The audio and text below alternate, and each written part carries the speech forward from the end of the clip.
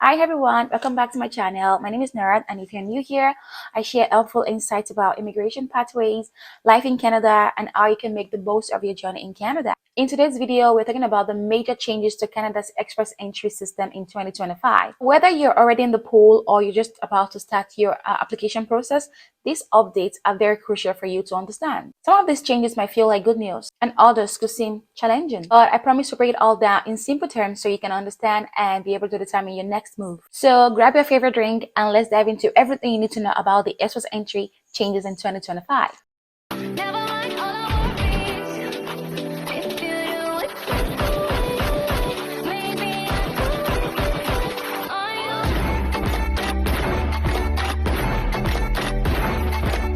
So the first thing is, why is the express entry changing? So let's start with the big picture, and this is that Canada is dealing with two major issues right now. The first is labor shortages in critical sectors like healthcare, technology, and trades industry. And the second is to focus on skilled workers that are already in Canada, or those that can contribute immediately to the economy. To address this issue, the government of Canada has made some strategic changes to the express entry 2025. So these changes aim to attract the right talent while keeping the system fairer and more targeted. Now, the second update is that there are going to be more immigration through the express entry.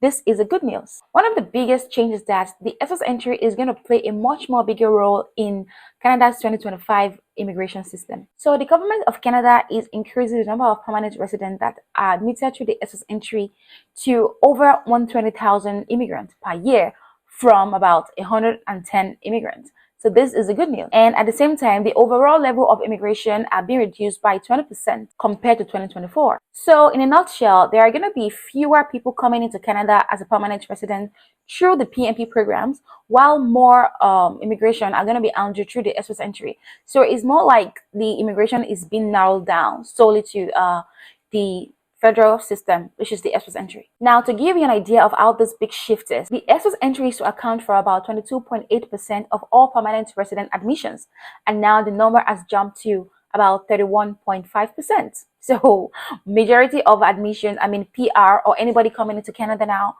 as a PR is going to be on the express entry system, and fewer people are going to be coming into Canada through the PNPs. Now, the third update is goodbye to job offer CRS points. This is one of the most talked about changes. Job offer will no longer count for CRS points. Before now, candidates with valid job offer can get about 50 to 200 extra points to their CRS points.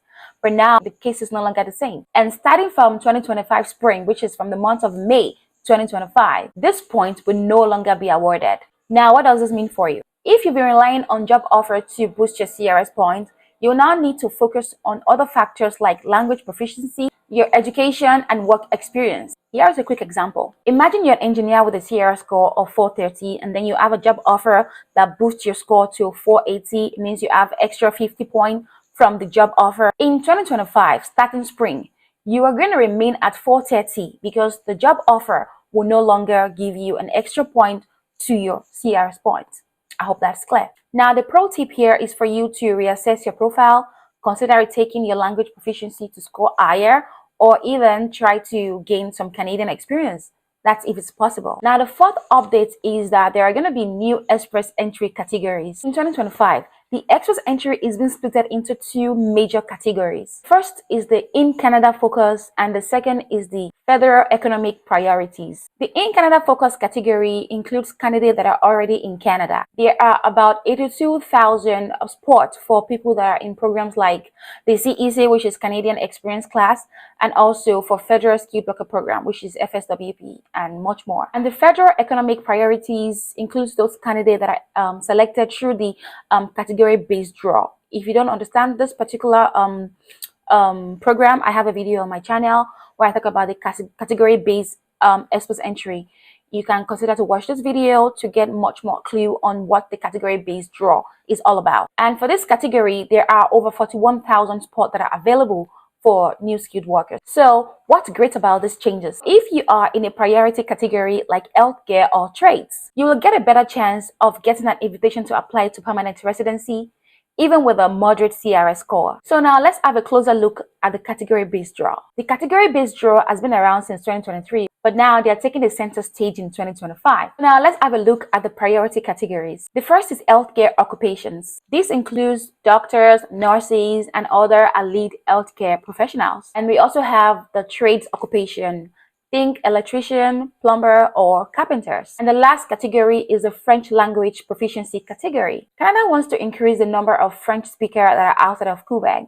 So I have a video where I talk about the 4 new programs that are going to be launched in 2025. And the French Francophone Community Immigration Pilot is one of them. For you to get a full gist of it, you can just, after this video, click on, go onto my channel and watch this video to have a to have an insight of it. Other categories include the STEM occupations like scientists and engineers. We also have agriculture and agri-food occupations, and this includes people working in farming and food processing. And then we also have the transport occupations such as the truck drivers. Now the pro tip here is that if your occupation falls in any of these categories, make sure your profile is up to date and that is aligned with what Canada needs. It's very important. Now the next update for 2025 Express Entry is that French-speaking candidates get more opportunities. That's right. Canada has set a target of 8.5% of new immigrants in 2025 to be French-speaking. And this number even increased up until 9.5% of new immigrants to be French-speaking in 2026. So why is this important? If you speak French, even at a basic level, you can receive more CRS points and have a better chance of being invited. But the pro tip here is that if you don't speak French yet, this could be a great time for you to start learning. There are so many free resources that are available online. All you have to do is just do a little research, go online and start learning French language. Now moving up next, which is the 7th major updates or changes that will be happening to Express Entry in 2025. And this is the reduction in the provincial nomination programs allocations. So now let's talk about the PNPs. In 2024, the provincial nomination programs had about 110 spots to bring in people over to Canada. But in 2025, the number has dropped drastically, and this is around 55,000 spot now. So what does this mean? It simply means that there will be fewer opportunities to get nominated by provinces. And by doing that, it makes the federal system, which is the Express Entry system, even much more important for skilled workers. Now, let's talk about what you should do. I'm going to go ahead and talk about the few things that you can do to prepare for these changes and make the most of your chances in 2025. The first is for you to get a higher CRS score, and you can do this by taking your language test to score even higher, and the other is for you to get your educational credential assessed. Now the second tip is for you to stay updated on the category-based draw. This you can do by checking the latest draw results and also the priority categories. The third tip is for you to highlight your skills. If you have experience in occupations like in healthcare, trades, or STEM, make sure your profile showcase your experiences. Now the fourth is for you to learn French. Even with basic proficiency in French language, this could set you apart from other candidates. Now, my fifth tip is for you to explore all pathways. Don't limit yourself. Spread your tentacles around. Even though the PNP's options are getting more viewers by the day, but provinces like Newfoundland and Labrador, and also Manitoba, even Saskatchewan, are still, they still have some programs that you can tap into and get opportunities. So that's it for today's video, guys. What do you think about it? These changes show that Canada is adapting its immigration system solely on those that it needs the most. While some updates may feel challenging, they also create more opportunities for skilled workers like you. If you found this video helpful, please give it a thumbs up, share with your friends, and don't forget to subscribe for more updates. So let me know in the comment section what you feel about these changes. Are you ready to adapt and take your shots at the Express Entry 2025? Let me know in the comment because I would love to hear from you. Thank you so much for watching, and I will see you again in my next video. Bye for now.